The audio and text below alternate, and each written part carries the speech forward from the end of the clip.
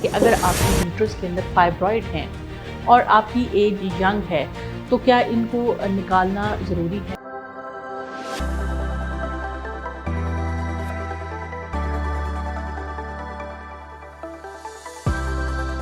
जी अस्सलाम वालेकुम, मैं हूं डॉक्टर नायला, कंसल्टेंट गायनेकोलॉजिस्ट और इनफर्टिलिटी स्पेशलिस्ट। आज हमने जिस टॉपिक के ऊपर बात करनी है वो है बच्चादानी की रसौली या फाइब्रॉइड। आज हम इसके अंदर बात करेंगे कि जो बच्चादानी की रसौली या फाइब्रॉइड होती है, क्या इसके अंदर कोई कैंसर की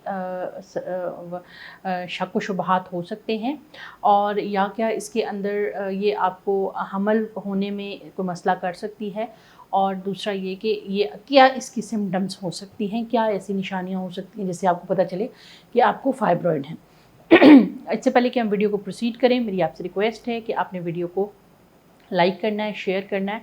और इसको चैनल को सब्सक्राइब करना है और अपने सोशल प्लेटफॉर्म्स पे शेयर करना है ताकि मैक्सिमम लोगों तक ये नॉलेज पहुंचे। और आप में से जो कोई मेरी अपॉइंटमेंट लेना चाहता है उनको स्क्रीन के ऊपर नंबर अवेलेबल है। अच्छा जी, फाइब्रॉइड यूट्रस या यूट्रस के अंदर जो रसौली है ये तकरीबन हर 10 में से 2 या 3 औरतों को हो सकती है।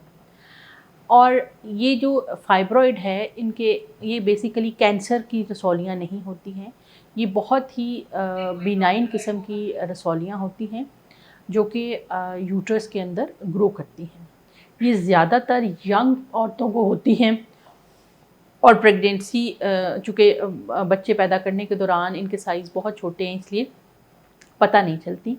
और जैसे ही उम्र गुजरती जाती है तो इनका साइज़ बड़ा हो जाता है, जिसकी वजह से ये माहवारी के अंदर आपको प्रॉब्लम करने लग जाती हैं। पेशेंट्स को माहवारी बहुत ज़्यादा आने लग जाती है, खून पड़ने लग जाता है और बाज़-औक़ात इनका साइज़ इतना बड़ा हो जाता है कि उससे आपको आपके मसाने के ऊपर प्रेशर होता है, जिसकी वजह से आपको बार बार यूरिन आ सकता है, यूरिन के अंदर इन्फेक्शन हो सकते हैं। अगर आपका फाइब्रॉइड की पोस्टीरियर यानी पीछे की तरफ हो, यूट्रस के पिछले वाले हिस्से में हो, तो वो पहाने वाले हिस्से के ऊपर प्रेशर डाल सकता है, जिससे आपको कब्ज़ की शिकायत हो सकती है। और कुछ बहुत ही कम पेशेंट्स, यंग पेशेंट्स के अंदर बाज़ औक़ात फाइब्रॉइड जो होता है वो इनफर्टिलिटी भी कर सकता है। इसके ऊपर हम एक अलग से वीडियो बनाएंगे कि ये किस तरह से इनफर्टिलिटी करता है। तो ये तो थी बेसिकली कुछ अलामात जो कि फाइब्रॉइड आपको आपकी वजह से आपको हो सकती है। अब हम ये बात करेंगे कि जो फाइब्रॉइड यूट्रस है उसके अंदर वो किस तरह से बनते हैं और इसके अंदर जो है वो जो ग्रोथ होती है उसमें कितनी ज़्यादा चीज़ें होती हैं कि वो कैंसर के अंदर कन्वर्ट हो जाए, कितनी रेशो हो सकती है। क्योंकि जैसे ही पेशेंट को पता चलता है कि उसकी यूट्रस के अंदर रसौली है तो पेशेंट बहुत ज़्यादा परेशान हो जाते हैं कि भी हमारी यूट्रस के अंदर रसौली हो गई है और जो है वो उसकी वजह से अब हमें कैंसर हो सकता है या नहीं। तो यहाँ पे मैं आपको ये क्लियर कर देना चाहती हूँ कि फाइब्रॉइड एक बिनाइन कंडीशन है। इसमें मैंने अपनी क्लिनिकल प्रैक्टिस के अंदर आज तक एक भी फाइब्रॉइड ऐसा नहीं देखा जिसके अंदर कैंसर हो। बहुत ही पूरी दुनिया के अंदर तकरीबन चंद केसेस रिपोर्ट हुए हैं जिनके अंदर फाइब्रॉइड जो होता है वो कैंसर में कन्वर्ट हो जाता है, वो भी अगर उसको काफ़ी देर रखा जाए। उसको लियोमायोसार्कोमा कहते हैं और वो बहुत ही फास्ट ग्रोइंग फाइब्रॉइड होता है। बहुत ही चंद केसेस हैं, तो लिहाजा मोस्ट ऑफ़ द टाइम अगर आपको फाइब्रॉइड होता है तो आपको डॉक्टर तसल्ली देते हैं कि आपको जो रसौली है वो बिनाइन है, लेकिन ये मज़ीद कुछ सिम्टम्स कर सकती है, जैसे आपको माहवारी बहुत ज़्यादा हैवी आ सकती है और इसी तरह से जो है वो आपको बहुत ज़्यादा प्रेशर सिम्टम्स हो सकते हैं। अब बात करते हैं कि अगर आपकी यूट्रस के अंदर फाइब्रॉइड हैं और आपकी एज यंग है तो क्या इनको निकालना ज़रूरी है। अगर आपको माहवारी बिल्कुल ठीक आ रही है और आपको कोई हैवी ब्लीडिंग नहीं हो रही है तो इन फाइब्रॉइड को निकालना बिल्कुल ज़रूरी नहीं है। आप यूट्रस के अंदर फाइब्रॉइड के साथ भी प्रेग्नेंट हो सकते हैं। मैंने बहुत सारे बीसियों पेशेंट ऐसे देखे हैं जिनकी मैंने डिलीवरीज़ कराई या सर्जरीज़ की तो उनकी यूट्रस में फाइब्रॉइड था। तो लिहाजा अगर आपको फाइब्रॉइड यूट्रस डायग्नोज हुआ है तो आप बिल्कुल क्लियर रहें। मोस्ट ऑफ़ द टाइम ये ऐसा कुछ नहीं करता, ना तो इसके अंदर कैंसर होता है, सिर्फ ये बहुत ज़्यादा हैवी ब्लीडिंग कर सकता है, वो भी तब जब ये यूट्रस की एंडोमेट्रियम को अप्रोच करने लगता है, उसके करीब हो जाता है तो उस वक़्त ये वो करता है। अगर आप यंग एज में फाइब्रॉइड की सर्जरी कराते हैं तो ये बहुत ज़्यादा हैवीली ब्लड वैस्कुलर ट्यूमर होता है, इसमें ब्लड सप्लाई बहुत ज़्यादा होता है, तो बाज़ वक़्त आपकी बच्चादानी निकलने का ख़दशा होता है। तो मोस्ट ऑफ़ द टाइम हम अपने पेशेंट्स को काउंसिल करते हैं कि फ़िलहाल आप इसके लिए कुछ ना करें, आप अपनी फैमिली कंप्लीट करें और उसके बाद अगर कुछ प्रॉब्लम्स होंगे तो हम इनकी सर्जरी की तरफ जाएंगे। अदरवाइज़ ये जैसे ही मेंसेस खुश्क होते हैं तो उसके साथ साथ इनकी भी, चूँकि ब्लड सप्लाई कम हो जाती है, तो ये साइज़ छोटा होने लग जाता है और उसके साथ ही यूट्रस के साथ ये भी श्रिंक कर जाते हैं। लेकिन अगर आपके अंदर मेंसेस में बहुत ज़्यादा हैवी ब्लीडिंग ये कर रहे हैं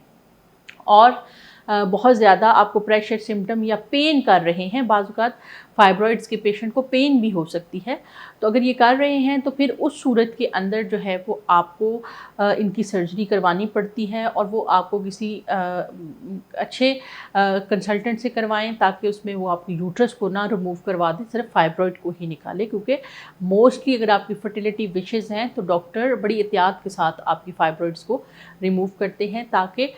यूट्रस की एंडोमेट्रियम साथ रिमूव ना हो जाए, या बाज़ औक़ात अगर ब्लीडिंग बहुत ज़्यादा हो तो इवन यूट्रस भी रिमूव करना पड़ सकता है। लेकिन अगर आपकी एज 40 से अबव है और आपको ब्लीडिंग बहुत ज़्यादा हो रही है इन फाइब्रॉइड की वजह से, तो फिर इन केसेस के अंदर हमने अपनी क्लिनिकल प्रैक्टिस में देखा है कि कोई भी मेडिसिन काम नहीं करती, कुछ देर के लिए काम करती है, फिर वो हो जाती है और मसला जो है वो वहीं का वहीं रहता है। और हमारे पास जब पेशेंट आते हैं तो कई दफ़ा उनकी HB 7-8 तक पहुंची होती है क्योंकि उनको इतनी ज़्यादा ब्लीडिंग होती है। तो उस सूरत के अंदर सर्जरी ही बेहतर रहती है और सर्जरी के बाद जो है वो उसमें हम आपकी सिर्फ यूट्रस रिमूव करते हैं, ओवरीज रिमूव नहीं करते, जिसकी वजह से जो आपकी हेल्थ इश्यूज़ हैं वो आपको नहीं होते हैं।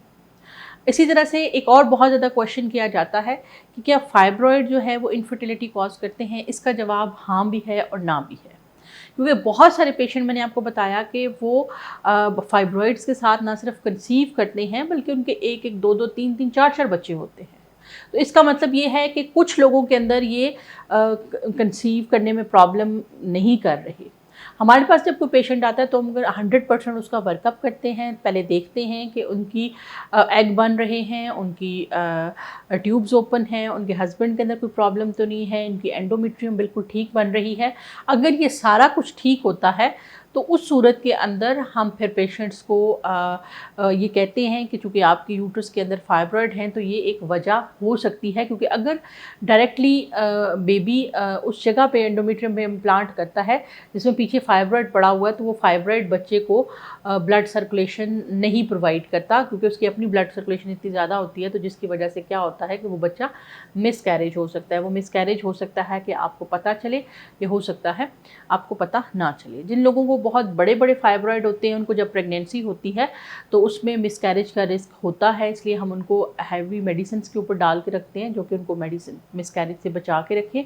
और बाज़ औक़ात उनके अंदर डिलीवरी वक्त से पहले हो जाती है, तो उसके लिए फिर हम उनको सलाह देते हैं कि आप ऐसे हॉस्पिटल में अपनी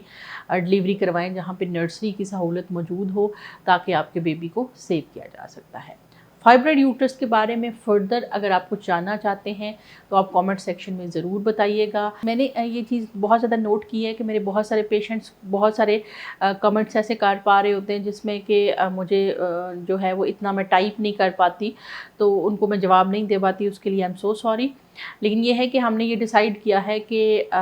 2022 से जनवरी 2022 से इंशाल्लाह हम नेक्स्ट ईयर से मैं हफ्ते में, महीने में 1 या 2 दफ़ा लाइव आया करूँगी 1 या 2 आवर के लिए, ताकि आप में से बहुत सारे लोग जो मुझे अप्रोच नहीं कर पा रहे वो अपने सवालों के जवाब जो हैं वो चैनल पे ही मेरे से पूछें और मैं उनकी हेल्प आउट कर सकूं। तो इंशाल्लाह इसको भी शुरू करते हैं। तब तक के लिए अल्लाह हाफ़िज़।